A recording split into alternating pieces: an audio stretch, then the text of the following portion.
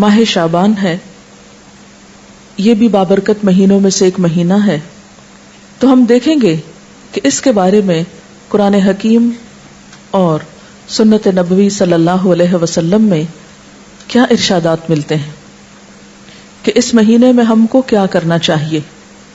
اب دیکھیے کہ عبادت کی اصل غرض کیا ہوتی ہے، اللہ تعالیٰ کی خوشنودی حاصل ہو، اور اس کو خوش کرنے کے لیے وہی کام کرنا ہے جو اس کو پسند ہے یا اس نے بتایا ہے یا اس کے ہاں وہ قبول ہو جائے، کیونکہ اجر اور ثواب ہم کو وہاں سے چاہیے، کسی انسان سے نہیں۔ یعنی دین کے نام پر ہم جو کچھ بھی کریں گے اس کا اجر اور ثواب اللہ تعالی سے امید رکھیں گے۔ لہذا ہمارے ہر کام کے پیچھے نیت اس کی رضا ہو اور طریقہ اس کے بتائے ہوئے قاعدوں کے مطابق ہو۔ اس کی فضیلت کے بارے میں جو چیزیں ہم کو معلوم ہوتی ہیں وہ احادیث سے ہیں۔ احادیث میں ہم دیکھتے ہیں کہ اس مہینے کی جو مخصوص عبادات بتائی گئی ہیں وہ روزے ہیں۔ حضرت اسامہ بن زید رضی اللہ تعالی عنہ بیان کرتے ہیں کہ میں نے سوال کیا، اے اللہ کے رسول صلی اللہ علیہ وسلم، میں آپ کو کسی مہینے میں سوائے رمضان کے اتنے روزے رکھتے ہوئے نہیں دیکھتا جس قدر روزے آپ شعبان میں رکھتے ہیں۔ آپ نے فرمایا کہ لوگ اس رجب اور رمضان کے درمیان والے مہینے کی فضیلت سے غافل ہیں، حالانکہ اس مہینے میں لوگوں کے اعمال اللہ تعالیٰ کے سامنے پیش کیے جاتے ہیں۔ میری چاہت یہ ہے کہ میرے اعمال اللہ تعالیٰ کے سامنے میرے روزے کی حالت میں پیش ہوں۔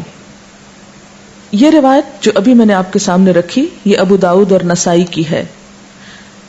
ایک اور روایت میں ہے، ترمذی کی روایت میں ہے، حضرت ام سلمہ رضی اللہ تعالی عنہا فرماتی ہیں کہ میں نے رسول اللہ صلی اللہ علیہ وسلم کو 2 مہینے پے در پے روزے رکھتے ہوئے سوائے شعبان اور رمضان کے نہیں دیکھا۔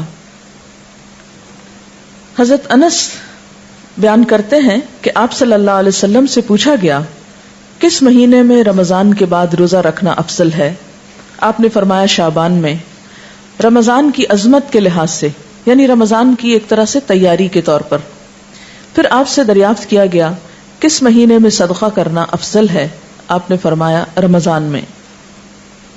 اس کے علاوہ اور احادیث بھی شعبان کی فضیلت کے بارے میں ملتی ہیں، لیکن وہ احادیث ضعیف ہیں اور بعض تو ان میں سے بالکل موضوع ہیں، من گھڑت ہیں، ان کی کوئی بھی حقیقت نہیں۔ تو جو صحیح روایات سے ہم کو پتہ چلتا ہے شعبان کے بارے میں وہ کیا ہے کہ اس مہینے میں روزوں کی فضیلت ہے، یعنی ایک برکت والا مہینہ ہے، رمضان کی ابتدا ہے، رمضان کی تیاری ہے، اور کثرت سے نفلی روزے رکھنے چاہیے۔ ہاں 15 شعبان کے بعد نفلی روزوں سے بھی روکا گیا ہے تاکہ رمضان کے لیے کمزوری نہ ہو اور رمضان کے روزے چھوٹنے کا اندیشہ نہ ہو۔